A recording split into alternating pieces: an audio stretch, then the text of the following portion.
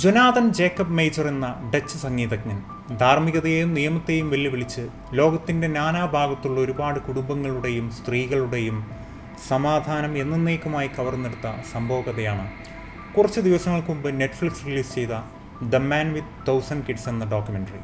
നീലക്കണ്ണുകളും മനോഹരമായി ഒഴുകിപ്പറക്കുന്ന മുടിയും ഒത്ത ഉയരവുമുള്ള ഡച്ച് സുന്ദരൻ, ടീച്ചർ, മെയിൽമാൻ, ക്രിപ്റ്റോ കറൻസി കൺസൾട്ടൻ്റ് എന്നീ നിലകളിൽ മുമ്പ് പ്രവർത്തിച്ചിരുന്ന ഈ 42-കാരൻ പിന്നീട് തൻ്റെ യൂട്യൂബ് ചാനലിലൂടെ യാത്രകളും സംഗീതവും ചിന്തകളും ലോകത്തോട് പങ്കുവെക്കുന്നു.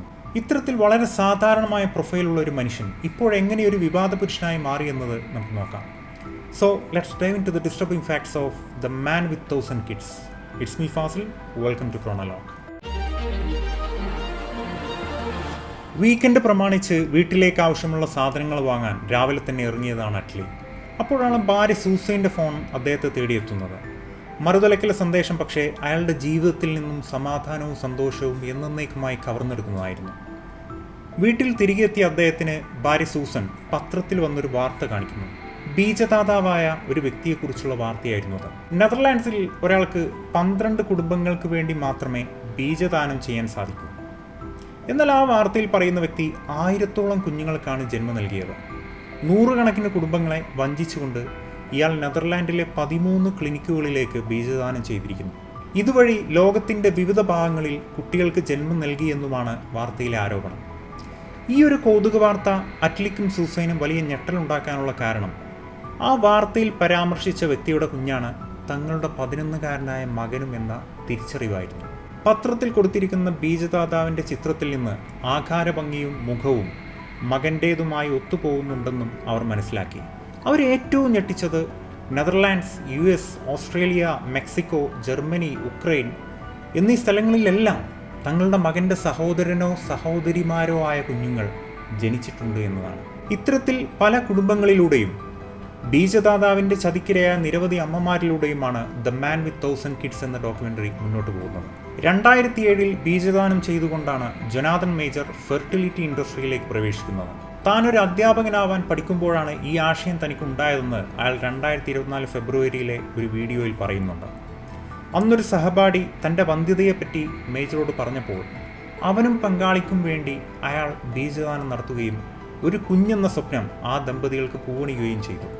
മാറാരോഗങ്ങളോ അല്ലെങ്കിൽ മറ്റു ജനിതക രോഗങ്ങളോ ഇല്ലാത്തതും കൂടാതെ പ്രമേഹം, ക്യാൻസർ എന്നിവയുടെ ഫാമിലി ഹിസ്റ്ററിയുടെ അഭാവവും മേജറിനെ പിന്നീട് പല ഫെർട്ടിലിറ്റി ക്ലിനിക്കുകളുടെയും പ്രിയ ബീജദാതാവായി മാറ്റി. ദി മിറർ പറയുന്നതനുസരിച്ച് ലോകമെമ്പാടുമുള്ള 11 ബീജ ക്ലിനിക്കുകളിലും ഡാനിഷ് സ്പേം ബാങ്ക് ആയ ക്രയോസിലും മേജർ രജിസ്റ്റർ ചെയ്തിട്ടുണ്ട്. കൂടാതെ തൻ്റെ സാമ്പിളുകൾ ഉപയോഗിക്കുന്ന അമ്മമാരുമായി ബന്ധപ്പെടാൻ വന്ധ്യതാ പ്രശ്നം നേരിടുന്ന പാരൻസിൻ്റെ ഫേസ്ബുക്ക് ഗ്രൂപ്പുകളിലും അദ്ദേഹം ചേർന്നു. പക്ഷേ കാര്യങ്ങൾ മാറി മറിയുന്നത് മേജർ തൻ്റെ രാജ്യത്തെ നിയമങ്ങൾ ലംഘിച്ചുവെന്നും 25 കുട്ടികളെന്ന പരിധിയിൽ കൂടുതൽ അയാൾ പിതാവായെന്നും പുറത്തറിഞ്ഞതോടെയാണ്. ഇത് പുറത്തു വരാൻ കാരണം മേജർ ദാനം ചെയ്ത ബീജം കൊണ്ട് ഗർഭം ധരിച്ച് കുട്ടികളുണ്ടായ ചില അമ്മമാർ ആകസ്മികമായി പരസ്പരം കണ്ടുമുട്ടുകയും അവരുടെ കുട്ടികളുടെ മുഖസാദൃശ്യം ശ്രദ്ധയിൽപ്പെടുകയും ചെയ്തതാണ്. ഒടുവിൽ മേജറിൻ്റെ കുട്ടികളുടെ 150-ലധികം രക്ഷിതാക്കൾ ഓൺലൈനിൽ പരസ്പരം ബന്ധപ്പെടുകയും ഒരു ഫേസ്ബുക്ക് ഗ്രൂപ്പ് ഉണ്ടാക്കി അന്വേഷണം നടത്തുകയും ചെയ്തു. അതോടെ വർഷങ്ങളായി ഇയാൾ കള്ളം പറയുകയായിരുന്നു എന്ന് അവർക്ക് മനസ്സിലായി. ഓരോ ക്ലിനിക്കുകളോടും എക്സ്ക്ലൂസീവായി അവർക്ക് വേണ്ടി മാത്രമേ താൻ സ്പേം ഡൊണേഷൻ നടത്തുകയുള്ളൂ എന്ന് പറഞ്ഞ അയാൾ പല അമ്മമാരോടും തനിക്ക് 10 കുട്ടികൾ മാത്രമേ ഉള്ളൂ എന്ന് കള്ളം പറഞ്ഞു. 2017 ഡച്ച് മിനിസ്ട്രി ഓഫ് ഹെൽത്ത് നടത്തിയ അന്വേഷണം അനുസരിച്ച് നിരവധി ഫെർട്ടിലിറ്റി ക്ലിനിക്കുകളിലൂടെ ജൊനാഥൻ മേജർ നെതർലാൻഡിൽ കുറഞ്ഞത് 102 കുട്ടികൾക്കെങ്കിലും ജന്മം നൽകിയിട്ടുണ്ടെന്ന് കണ്ടെത്തി. ഇതോടെ ബീജദാനം ചെയ്യുന്നതിൽ നിന്ന് അയാൾക്ക് വിലക്ക് വന്നു. ക്ലിനിക്കുകൾക്ക് പുറമെ വെബ്സൈറ്റുകൾ വഴി അയാൾ നടത്തിയ പ്രൈവറ്റ് ഡൊണേഷൻസ് ഈ കണക്കുകളിലൊന്നും ഉൾപ്പെട്ടിരുന്നില്ല. റിപ്പോർട്ട് വന്നപ്പോൾ ഇതിനെക്കുറിച്ച് രോഷാകുലരായി ചോദിച്ച അമ്മമാരോട് മേജർക്ക് ഒരു മറുപടി ഉണ്ടായിരുന്നുള്ളൂ: സ്ത്രീകളുടെ ഏറ്റവും വലിയ ആഗ്രഹം സാക്ഷാത്കരിക്കാൻ ഞാൻ അവരെ സഹായിക്കുന്നു എന്നായിരുന്നു. ഈ തട്ടിപ്പിൻ്റെ വ്യാപ്തി പുറത്തു കൊണ്ടുവരാൻ പല അമ്മമാരും ഡച്ച് ഡോണർ ചൈൽഡ് ഫൗണ്ടേഷനിൽ അന്വേഷണം നടത്തിയപ്പോൾ അറിയാൻ കഴിഞ്ഞത് ഗവൺമെൻറ് റിപ്പോർട്ടുകൾ പറഞ്ഞതിനേക്കാൾ 80 കുട്ടികളെങ്കിലും അധികം നെതർലാൻഡിൽ മാത്രമായി മേജറുടെ ബീജത്തിൽ നിന്നുണ്ടായി എന്നതാണ്. വിലക്ക് വന്നതിന് ശേഷവും മറ്റു പേരുകളിൽ ഇയാൾ അനോണിമസ് ഡൊണേഷൻ നടത്തിയിരുന്നതായി പിന്നീട് കണ്ടെത്തി.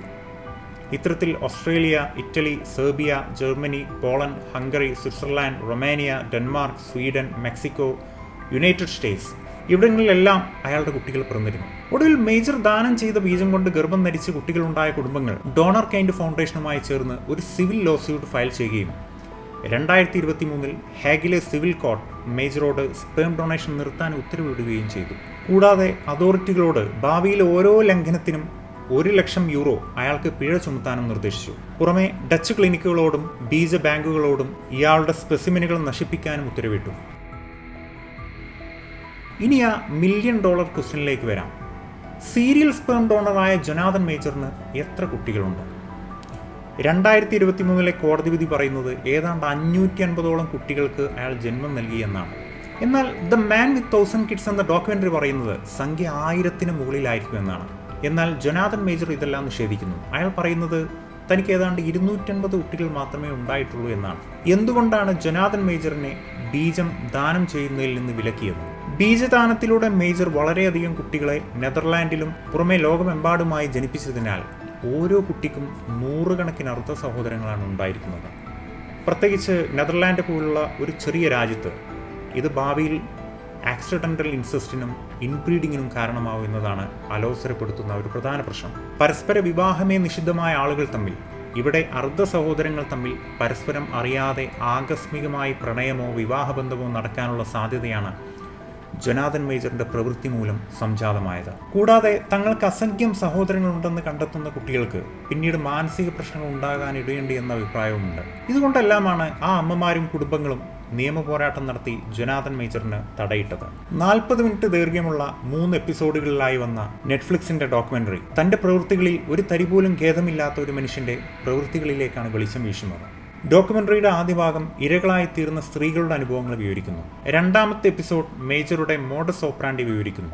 വിവിധ രാജ്യങ്ങളിലെ സ്പേം ഡൊണേഷൻ ക്ലിനിക്കുകൾ കൊടുക്കുന്ന ഫ്രീ എയർ ടിക്കറ്റുകൾ സ്വീകരിച്ച് ലോകസഞ്ചാരം നടത്തി 2010 തുടങ്ങിയ തന്റെ യൂട്യൂബ് ചാനലിനായി വീഡിയോകൾ നിർമ്മിക്കുന്നത് അതിലൊന്നായിരുന്നു.